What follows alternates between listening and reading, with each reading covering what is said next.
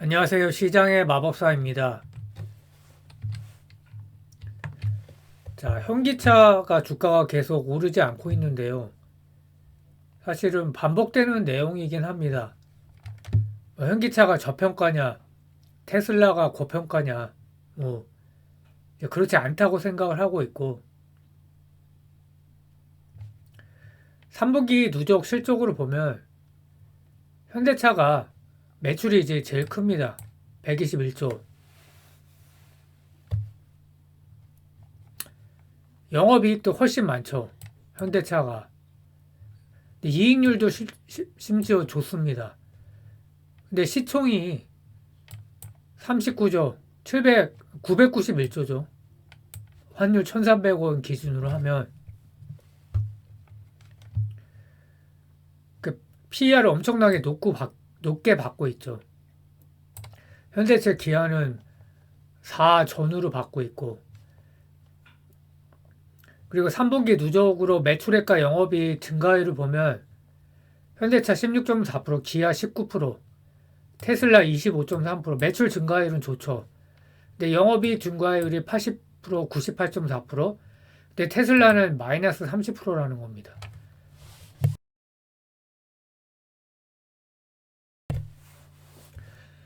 이거를 이제 뭐 가치 투자 뭐 이런 류의 사람들이 보면 무조건 테슬라가 고평가다. 근데 현실은 그렇지 않죠. 시장이 뭐 그렇게 바보는 아니기 때문에 자, 여기에 다 뭐 그런 소프트웨어 기술이 반영돼 있는 거죠. 그래서 현대차의 24년 연간 EPS가 24% 감소할 거다. 이런 충격적인 전망을 했어요. 메리츠의 김준성 애널리스트가. 그래서 올해는 이제 기저효과가 있었다. 대기 수요 소진 및 플릿 수요 회복. 그러니까 플릿이란 건 법인용, 상업용 자동차 B2B죠. 기업 관공서 렌터카. 근데 이게 이제 소멸이 됐다는 거죠. 내년에는 그래서 IC 시장, 내연기관차 시장이 이제는 축소되는 추세고 내년부터 이제 그게 시작이 된다는 거죠. 그 내연기관차가 축소되고 그 BEV 시장, 순수 전기차 시장이 커지니까 거기서 점유율이 떨어지면 안 된다. 그래서 글로벌 판매 점유율이 그리고 실제 이미 감소를 했어요. 6%에서 4%, 2% 감소한 거죠. 그래서 이거는 이제 시장 축소 영향도 꽤 크고,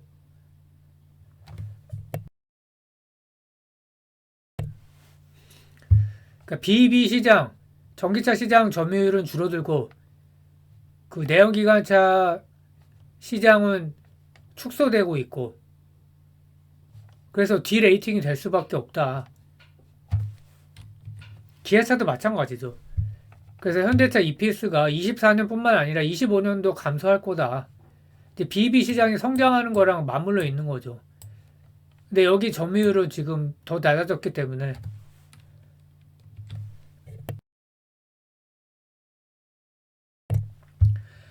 테슬라와 BRD가 막강한 거죠. 그래서 뭐 기아차도 똑같고 그 인센티브가 상승을 하게 되면 비용이 증가하는 거니까요. 그 중국 업체가 충격적인 게 내연기관차보다 더 낮은 가격의 BEV 판매를 그 중국뿐만 아니라 해외 시장으로 확대 중이다. 그 테슬라는 이미 가격 인하를 했고요.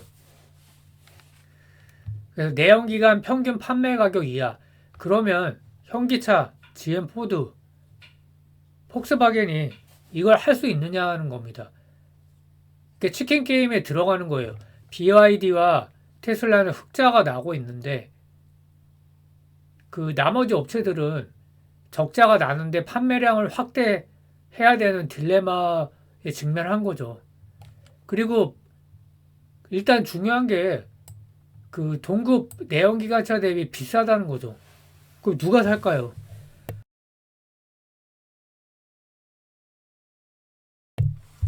그 저가형은 나오지도 못하고 있고 그래서 치킨 게임 중이다. 근데 치킨 게임의 시작에 불과하다. 저가형이 나오면 그때도 문제가 되는 게 판매량이 일정 수준까지 늘지 않으면, 그러니까 확 늘지 않으면, 그 점유율이 늘지 않으면 적자가 누적되는 거다. 그래서 그 BYD가 대단한 게, 원래는 이제 하이브리드 비중이 전기차에서 이렇게 꽤 컸는데 지금 순수 전기차 비중이 50%까지 올라왔다고 해요. 그러니까 BYD와 과연 경쟁이 가능하냐? 현기차뿐만 아니라 나머지 이제 기존의 내연기관 차가. 그래서 전기차 팔면 적자고 외면시 점유율 하락 딜레마다. 손해 보면서 그 판매량을 늘려야 되는 그런 상황이다. 규모의 경제를 결국 달성해야 흑자겠죠. 그래서 어려운 상황이고. 레거시 OEM, 기존의 내연 기관차는 전기차가 적자가 누적되고 있다. GM도 전기차 개발 프로젝트를 백지화했다. 전기차 공장 가동 시점을 늦추고 있다는 거죠. 폭스바겐도. 왜냐하면 지금 잘 안 팔리고 있으니까. 전기차 성장률도 둔화가 됐어요. 원래도 적자를 감수하면서 팔고 있었는데, 그래서 포드 CFO도 전기차 캐파 확대 시점을 공개하지 않을 계획이다.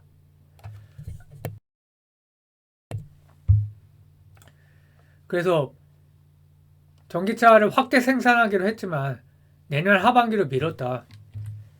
그 전기차 성장 속도가 둔화되는데 그 원인이 있다.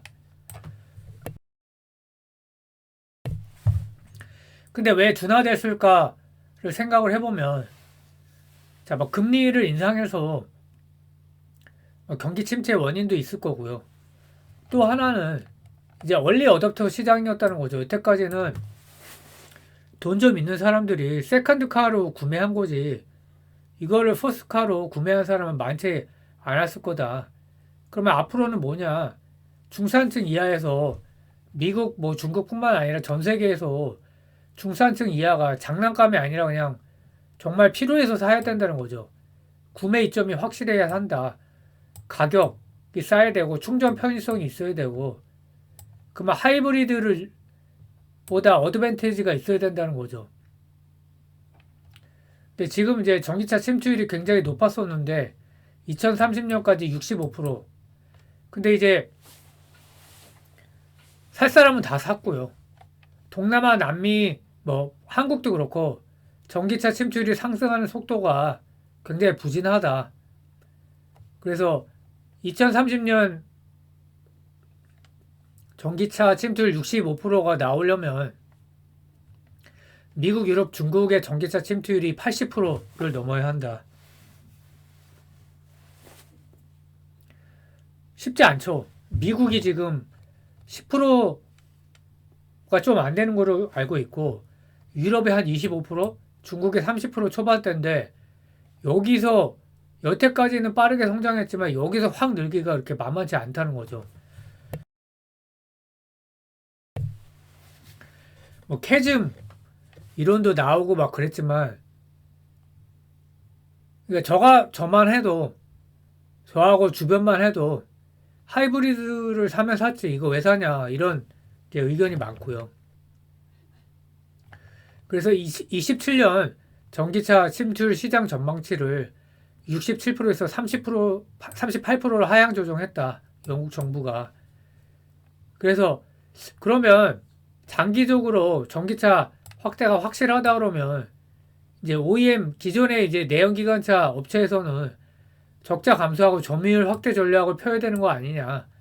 이럴 때 오히려 캐파 증소를 빨리 해야 돼 갖고 빨리 해서. 근데 뭐 예전부터 이제 제기됐던 건데, 전기차 급격 전환 시에 실업률이 증가하는 딜레마가 있죠. 대표적인 나라가 독일이고 뭐 한국도 당연하고요. 그 사실은 전환 안 됐으면 하죠. 많은 사람들이, 저도 그렇고 변화가 싫은 거죠. 그리고 최근에 또 그 변화 중에 하나가 글로벌 시장에 하이브리드 판매가 증가하고 있다는 겁니다. 도요타의 미국 HEV 판매량이 올해 7.5% 증가한 60만 대, 그리고 26년까지 EV 모델을 확대 생산하겠다. 그리고 미국 자동차 판매량 중에 20%가량이 HEV다. 그러니까 중산층 이하에서 선호할 수밖에 없죠. 2020년 이후에 2배 이상 증가했고 올해도 35% 증가한다. 미국에서. 가격 문제하고 충전 속도 때문에 그런 거죠. 인프라하고. 그래서 글로벌 데이터가 전 세계 HEV 판매량이 올해 20% 증가하고 향후 5년 동안은 71% 늘어날 것이라고 예측했다. 북미 아시아 쪽에 늘어날 거다. 뭐 이렇게 도요타의 승리냐? 저렴한 가격과 충전 편의성 때문이다.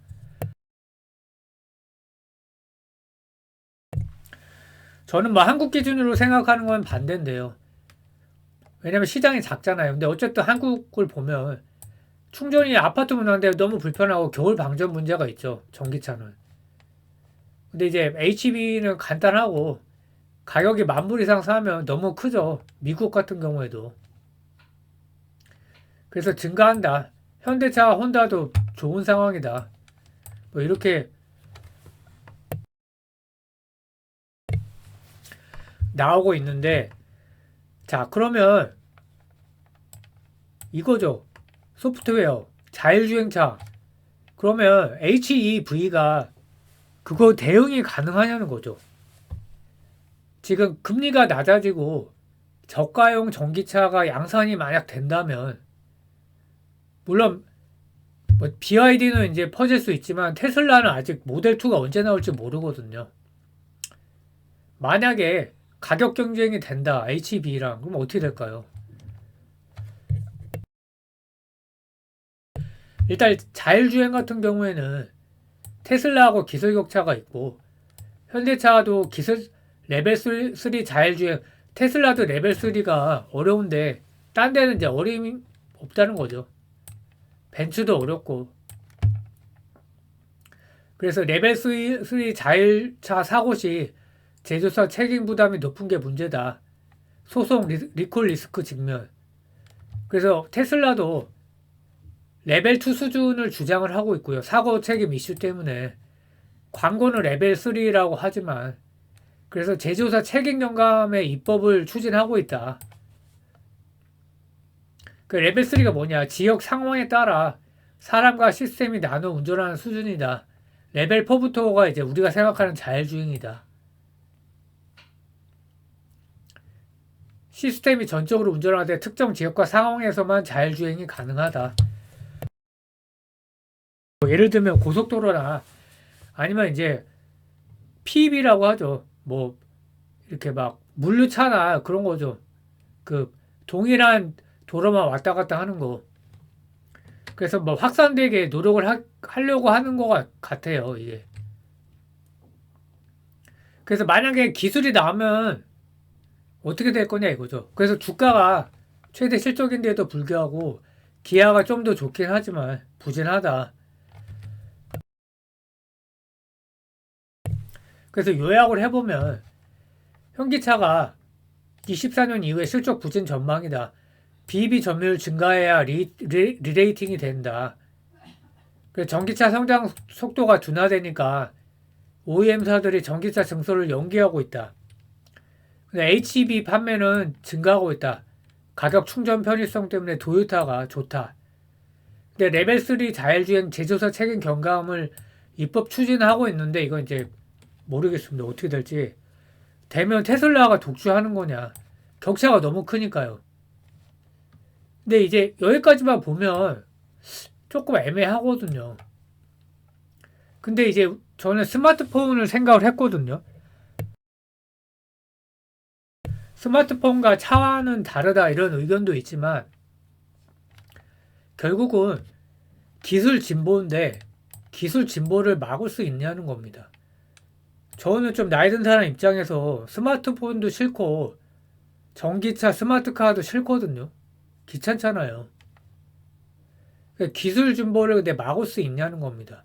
기술 진보로 저가형 전기차가 양산이 되고 이제 원가 절감되고 그런 거죠. 이것도 기술 진보죠. 충전이 편리해진다면 어떻게 될까요? 뭐 어떻게 편리해지는 거냐 모르겠습니다. 근데 기술이 진보되면 나올 수 있는 거죠. 그러면 과거 스마트폰 확산하고 비슷한 거죠. 스마트폰에 익숙한 MZ세대가 항상 젊은 세대가 퍼뜨리는 거죠. 지금 MZ세대가 3, 40세 된다면 한 5년쯤 지났다고 합시다. 그러면 스마트카 5년 후에 얼마나 기술이 진보를 할까요? 그러면 스마트카를 선택할까요? 전기차를 넘어서서 스마트카죠. 저는 선택한다에 이제 한 표를 던지고 있거든요. 이 나이 든 사람 입장에서 생각을 하면 안 되거든요. 젊었을 때는 어떻습니까? 새로운 거를 자꾸 선호하게 되거든요. 과거에 이제 유튜브라는 거를 제가 처음 들은 기억이 나는 게 싸이의 강남 스타일이 퍼질 때 유튜브를 통해서 해외에서 뮤직비디오를 많이 보면서 퍼졌다. 그 기억이 얼핏 나거든요. 그때 사실 구글을 샀어야 되는 건데 엔비디아도 샀어야 되고 그럼 케이팝이 지금 세계적으로 퍼지고 있는데 정말 신기하죠. 이 동양 문화가 이렇게 퍼진다? 한글 가사죠. 세계적 확산을 예측했냐는 겁니다. 다 부정적이었죠. 어떻게 가능했냐? SNS, 유튜브, 뭐 틱톡 다 이런 거죠. 그리고 뭐 스포티파이. 그 IT 서비스 때문에 케이팝이 세계적으로 확산이 됐는데 이거를 나이 든 사람이 이런 거를 예측할 수가 있냐는 거죠. 못하죠, 절대. 그래서 전기차, 뭐 스마트카 이런 게 기술이 진보됐을 때 과연 지금 뭐 HEV, 하이브리드는 잠시 경기가 안 좋으니까 또는 가격이 전기차가 비싸니까 잠시의 대안이 아니겠느냐. 결국은 이제 젊은 층이 새로운 문화를 만들어내는 건데 새로운 상품도 제품도 사면서 그러니까 제 결론은 뭐냐면 대세는 막을 수 없다. 이게 제 생각입니다. 나는 자율주행 싫지만 저가형 전기차를 사게 되면 그리고 또 자율주행 FSD 가격도 인하될 수가 있는 거죠. 그런 옵션이 또 나올 수도 있겠죠. 그래서 대세를 막을 수는 없다. 결국은 레거시 OEM들이 따라가지 않으면 주가가 오를 수 없다. 그래서 현재로 봤을 땐 BYD와 테슬라가 유리할 수밖에 없다는 거죠. 현기차도 물론 현금이 많기 때문에 어떻게든 따라가려고 하겠죠. 그래서 그게 제 생각입니다. 스마트폰의 확산을 막을 수 없었듯이 전기차 스마트카의 확산도 막을 수 없다. 그게 제 결론입니다. 감사합니다.